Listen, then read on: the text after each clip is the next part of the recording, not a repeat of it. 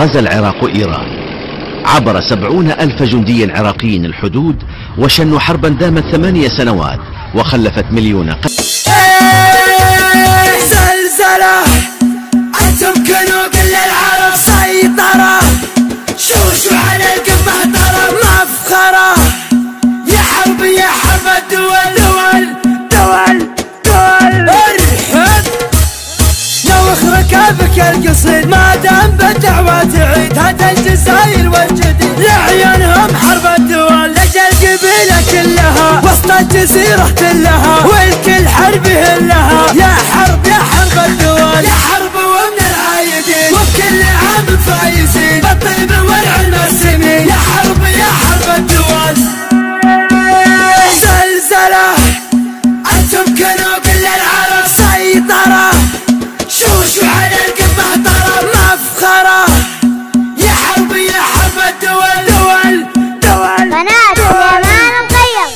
عيادكم انتم حرب انتم كنوق الا العرب شوشوا على القمة طرب يا حرب الدول انتم هلا الفعل العديد لخصامكم سم وضيم كم غازيين عود هزيل يا حرب الدول يوم الجزيرة والعة فيها المعارك دالعة كل القبايل جامعة من فعل مرحبة الدول لا من حضرنا للنزال بل الخصومة يا مجال ترجعنا الحق وبلاد يا حرب الدول سيوفنا وقت اللقاء ثروة من الحور العدا لين يرضخ لامرنا يا حرب الدول اللي نوانا بالردى يركض في ديته ويهدى ويبحث على قد هدى ما يطول مرخص اهدد ولا لك بالشرور من جالنا كبر غرور نطع عليه ولا نشوف حنا محاربة الدول زلزلة انتم كنوب للعرب سيطرة شوشوا على القمة ترى مفخرة يا حرب